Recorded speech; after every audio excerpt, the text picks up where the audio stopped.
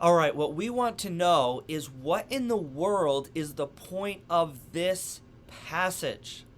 This is actually the most controversial passage in all of Genesis. The identity of the sons of God, there in Genesis 6, verse 2, and the daughters of men, that is the major interpretive obstacle here. Whatever someone believes sons of God refers to, that affects what they think the daughters of men refers to, and that affects what they think is being talked about when that weird word, the Nephilim, shows up. Now, historically, there have been three opinions that have been most popular throughout the ages for identifying the sons of God. And the three are, number one, angels. Some people think the sons of God there in Genesis 6 verse 2 is talking about angels. Other people think that the sons of God refer to important humans that were living at that time, like maybe it was judges, maybe it was rulers, maybe it was kings. So sons of God equals like important human rulers. Or three, some people think the sons of God there is referring to the descendants of Seth. So in this video, I'll walk you through all three interpretations. I'll explain why I like the third interpretation the best, the lineage of Seth there, and I'll also explain the point of this passage so we don't get lost in the forest among the trees.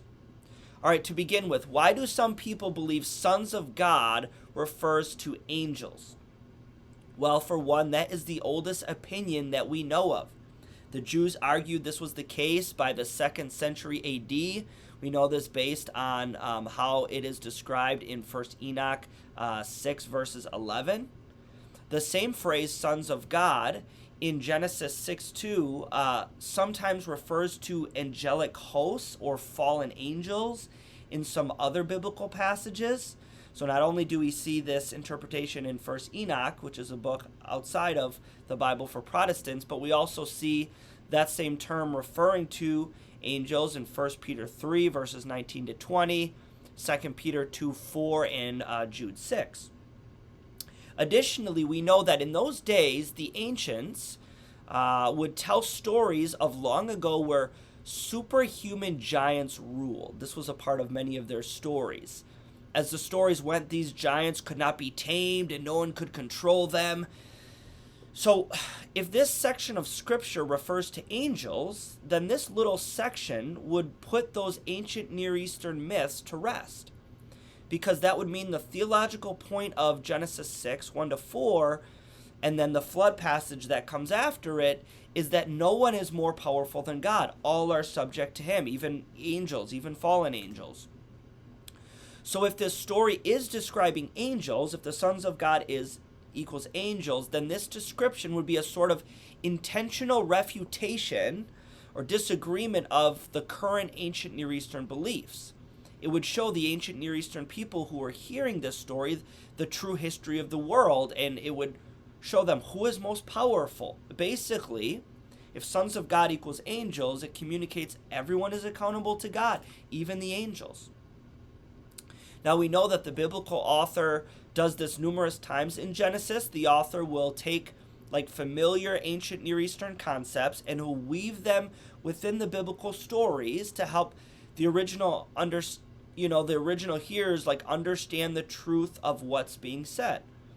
It happens in the creation account, Genesis 1 and 2. It happens at the story, the Tower of Babel, later on in Genesis 11. So why wouldn't the same thing be happening here? It's possible, right?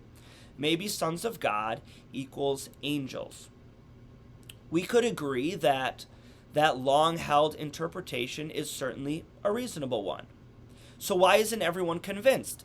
Why isn't everyone convinced Genesis 6 verse 2 refers to angels? Why is the debate still going? Well, for one, no angels have shown up in the story of Genesis yet. The first 6 chapters of Genesis concern humanity. Genesis is an account of human history, not angelic history. So we should be hesitant to assume that the sons of God equals angels. That would be a distraction from where the author is going. As well, the other big difficulty is that in Matthew 22, verse 30, when Jesus is talking about the difference between earthly life and heavenly life, Jesus tells us that angels, they're not like sexual beings like we humans are, and angels, we're told, do not engage in sexual relations like we do. So to say that the angels came and had sexual relations with humans in Genesis 6 verse 2 goes against the way Jesus describes their nature, and it goes against what Jesus says that angels can actually do.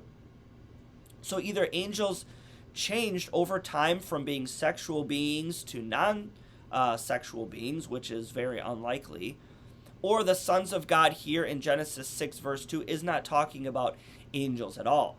That would be to contradict what we know of what angels are and what they can do. So this gets us to interpretation number 2. Instead of angels, some believe that the sons of God there refers not to angels, but to important humans. For example, like we said, judges, rulers, or kings. Why do they think that? Well, oftentimes in other places of the Bible, that same phrase, sons of God, is translated as into judges, and it refers to judges, like in Exodus 21 verse 6 and Exodus 22 verses 7 to 10. Actually, you get something very similar in Psalm 82 verse 1 and verses 6 to 7. Sons of God, the translators take that term to mean human rulers. So that is also a reasonable interpretation.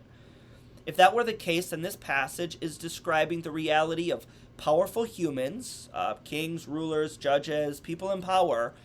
They're utilizing marriage for their own benefit. It describes polygamy, haphazard sexual relations initiated by powerful men as they preyed on beautiful women just because they could, right? Or because of the political alliances and advantages that came with that or whatever.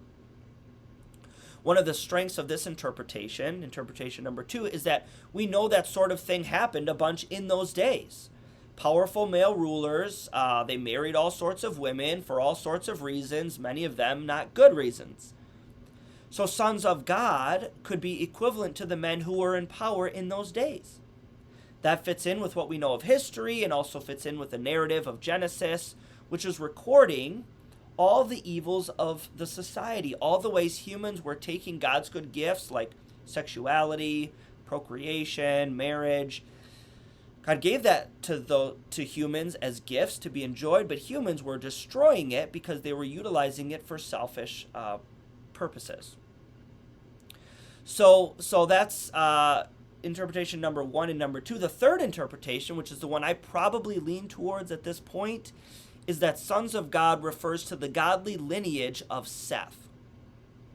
Augustine held to this interpretation, so did Luther and Calvin, pretty popular during the Reformation time. The reason I probably prefer this interpretation best is because this is the immediate background that precedes Genesis chapter 6. Let's review the biblical context for a second here. Genesis chapter 4 tells a horrific story of one brother, Cain, killing his other brother, Abel. Cain gets banished to a different land. He's got to go east of Eden, and he begins to build a city, and this city is full of other evil people. Meanwhile, Adam and Eve over here have another son named Seth. So by the time Genesis 4 ends, you've got 2 separate civilizations. You've got the prideful, murdering civilization over there with Cain, and back near Adam and Eve, you've got the line of Seth. The line of Seth are God followers, and we're told at the end of Genesis 4 that the Sethite people continue to call on the name of the Lord. So you've got the Canaanites versus the Sethites, and never the twain shall meet. The Sethites should stay away from those troublemakers over there.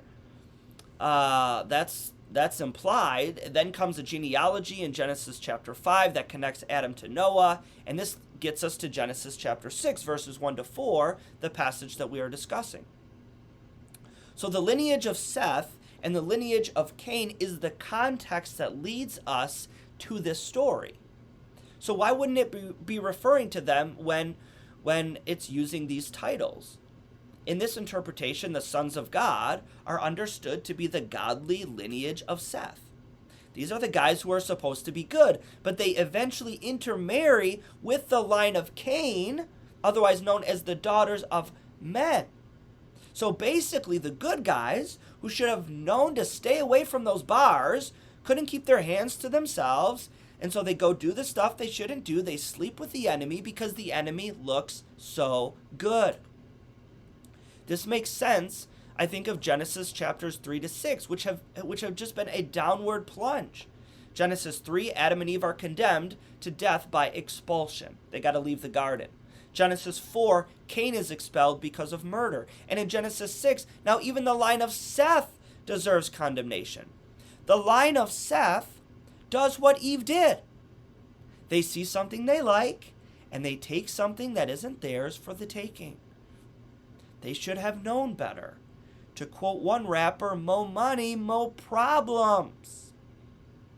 So Genesis chapters 3 to 6 show no one good can manage to do anything good around here. What a mess. They need a hero, and they need one fast. So in this interpretation, Genesis 6, 1 to 4 reports how the two lines intermarry, resulting in a community of unprecedented wickedness. In the words of K.A. Matthews, who has the most helpful overview of this passage that I found, she says, quote, "The attempt by man to become more than he is results in his becoming less." I like that. I think that's a good way of putting it. If this is right, then what is up with the Nephilim in Genesis 6, verse 4? Well, that's also difficult because Nephilim is a transliteration of the Hebrew, not a translation. The word Nephilim there, it's related to the Hebrew Nepal, which means to fall. Thus, the Nephilim are simply the fallen ones. So going back to the original language doesn't really help us out a ton in trying to figure out who the Nephilim actually are. We do see the same title show up in Numbers 13, verses 33. This is a couple books later where the frightened Israelite spies, they marvel at the appearance and the reputation of the Nephilim when they're looking at the enemy. They're in enemy territory, they're spying it. They see these people, they're intimidated, and they call them the Nephilim. They actually call the Amalekites the Nephilim, and we see that they're very intimidated of them. They say they feel like mere grasshoppers compared to them. Now, just about every scholar recognizes this is figurative language. This doesn't mean the Israelites think the Amalekites are literally huge, giant people, and they don't actually, the Israelites don't think that they're literally grasshoppers. Rather, it's a way of speaking. It's picturesque language to communicate the Israelites are scared because of the enemies. They've got a violent and sinful reputation. And the title in Numbers, which is 3 books after Genesis, was likely an allusion back to Genesis 6:4, where by this point the human race is infamous for its violence and evil. If that's true, then that means to be a Nephilim in those days was to be someone who doesn't care about God at all. They're only going to do what they want, when they want, how they want to do it. These are the heroes of old. History tends to remember those most powerful, and those most powerful tend to be the ones who are most willing to encounter and be involved in the most evil. So what's the point of all this? Well, here's what we learn. Ever since the beginning, God's people have been rejecting God. The only heroes that we have in the story so far, human heroes, they're sinful, they're prideful, they're selfish. By this point, we are at the height. In Genesis 6, we are at the height of human rebellion. Humans couldn't be more rebellious if they tried. So, amidst all of that, what is the point of this passage? No matter what interpretation you take, 1, 2, or 3, what is learned here? Well, as the story progresses, we see that population explosion cannot keep up with the accompanying expansion of human wickedness. The point of this passage is that humans are transgressing every divinely established boundary that they get. God tells them no, so they go do that. They eat of trees they are told not to. They murder one another. They intermarry when they shouldn't. Anything bad you can think of, they do. And that leads to the turning point of the story in Genesis 6, verse 8, when we are told, "But Noah found favor in the eyes of God." Of course, that's another story for another day, so I'll stop there. I hope that overview helps.